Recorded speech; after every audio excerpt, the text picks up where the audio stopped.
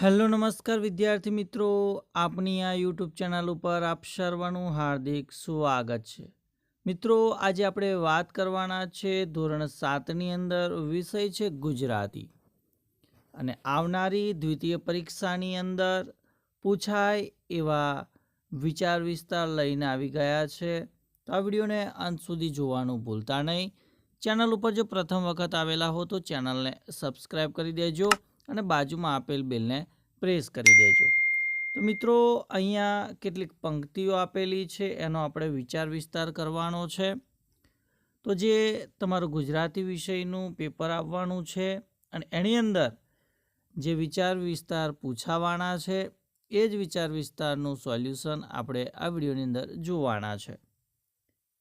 એમાં પહેલો વિચાર વિસ્તાર છે કે ફળો આવે છે ત્યારે ડાળીઓ નીચે નમી જઈને ખરેખર નમ્રતા શું છે તે જમાનાને બતાવે છે. તો પ્રસ્તુત ગઝલમાં કવિએ વૃક્ષની નમેલી ડાળીઓના ઉદાહરણ દ્વારા નમ્રતાનો મહિમા સમજાવ્યો છે.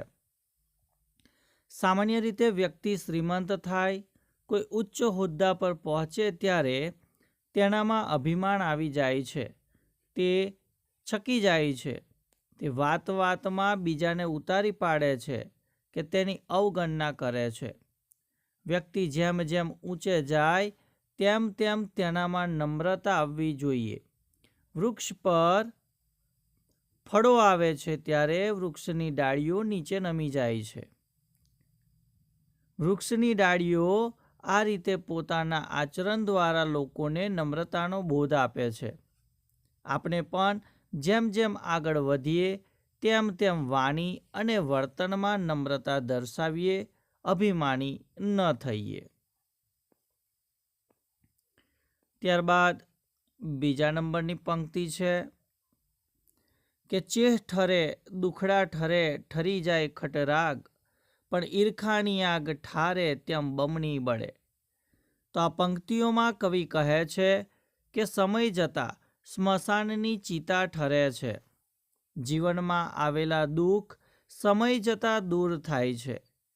કોઈ સાથે થયેલો ઝઘડો પણ સમય જતાં ભૂલી જવાય છે. પરંતુ માણસમાં રહેલી ઈર્ષ્યાની આગ જેમ જેમ ઠારવા જઈએ તેમ તેમ વધતી જ જાય છે. માણસની આ એક નબળાઈ છે.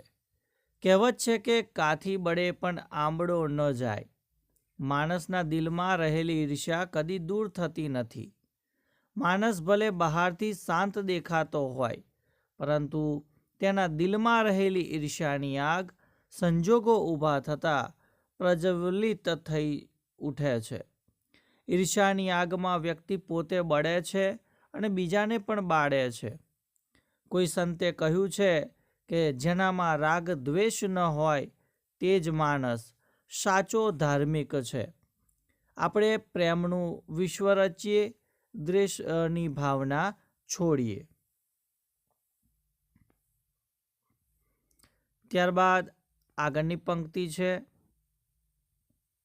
કે પાકે ઘડે કાંઠા ચડે નહીં. તો જે કામ જે સમયમાં શીખવું જોઈએ એ સમયમાં શીખાય તો તે સરળતાથી આવડી જાય છે. ઘડો કાચો હોય ત્યારે તેને કાંઠો ચડાવવામાં આવે તો તે સહેલાઈથી ચડી જાય, પરંતુ પાકે ઘડે કાંઠો ચડાવવા જતાં તે ચડે નહીં. દરેક કાર્યનો એક ચોક્કસ સમય હોય છે. વિદ્યાર્થી કાળમાં આપણે સારી રીતે ભણી શકીએ, પરંતુ વિદ્યાર્થી અવસ્થા વીતી જાય, ઘરની જવાબદારીઓ આવી પડે ત્યારે આપણે ભણવાનો પ્રયત્ન કરીએ તો આપણે સારી રીતે ભણી શકીએ નહીં. તે વખતે ભણવાનું અશક્ય નહીં તો અઘરું જરૂર લાગે છે. આપણે વિદ્યાર્થી અવસ્થામાં આપણું મન ભણવામાં લગાવવું જોઈએ અને યુવા અવસ્થામાં તણતોડ મહેનત કરીને કમાવવું જોઈએ. જે તે કામ જે તે સમયમાં પૂરું કરી લેવું જોઈએ.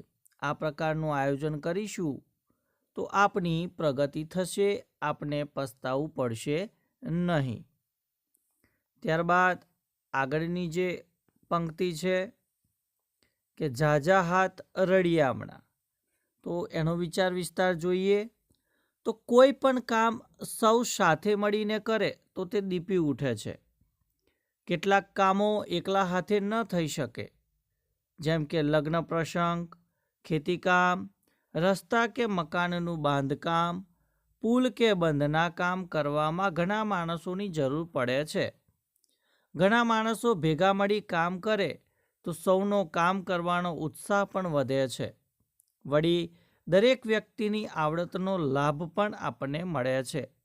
ક્યાંક ભૂલ થતી હોય તો એ સુધરી જાય છે અને કામ સમયસર પૂરું થાય છે. ઝાઝી કીડીઓ સાપને તાણે. સૌ સાથે મળી સંપ અને સહકારથી કામ કરે તો શક્તિશાળી દુશ્મનને પણ પીછેહટ કરવી પડે છે. આપણે સંઘ શક્તિનું મહત્વ સમજીએ અને સારા કામમાં સહકાર આપીએ.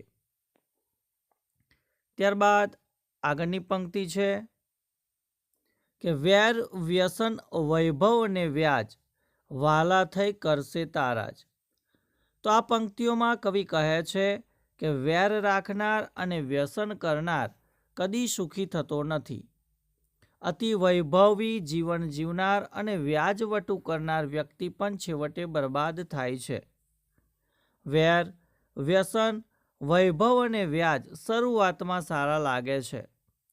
તેના મદમાં આપણે ભાન ભૂલી જઈએ છીએ, પરંતુ તેના લીધે જ આપણે છેવટે બરબાદ થઈ જઈએ છીએ. એટલે કે વેર, વ્યસન, વૈભવ અને વ્યાજથી દૂર રહેવામાં જ આપણી ભલાઈ છે.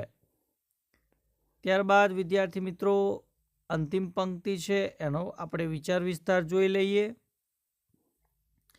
કે સુખ વહેંચવાથી વધે છે અને દુઃખ વહેંચવાથી ઘટે છે. આપણે આપણા જીવનમાં આવતા સુખ અને દુઃખ વહેંચવા જોઈએ. સુખ એટલે આનંદ. આપણે વર્ષગાંઠ, લગ્ન, પરીક્ષામાં આપણને મળેલી સારી સફળતા જેવા આનંદના પ્રસંગો આપણા સગા સંબંધીઓ અને મિત્રો સાથે મળીને ઉજવતા હોઈએ છીએ અથવા ઉજવવા જોઈએ.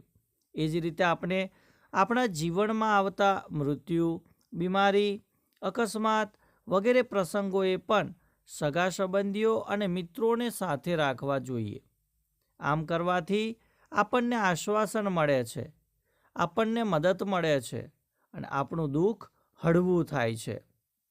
આપણે આપણા મિત્રો અને સગા સંબંધીઓના સુખના જ સાથી ન બનીએ, પણ તેમના દુઃખમાં પણ સહભાગી બનીએ.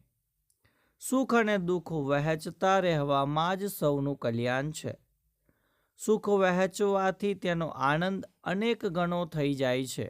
આ બાબતને સ્પષ્ટ કરતા કવિ શ્રી મકરંદ દવે લખે છે કે ગમતું મળે તો અલ્યા ગુંજે ન ભરીએ અને ગમતાનો કરીએ ગુલાલ.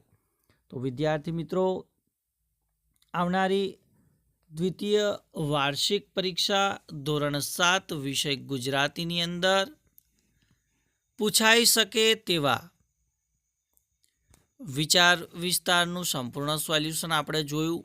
તો વિડીયો ચોક્કસથી તમને ગમ્યો જ હશે. તો વિડીયોને લાઈક કરી દેજો, શેર કરી દેજો અને ચેનલ ઉપર જો પ્રથમ વખત આવેલા હો તો ચેનલને સબસ્ક્રાઈબ કરી દેજો. Thank you. આભાર.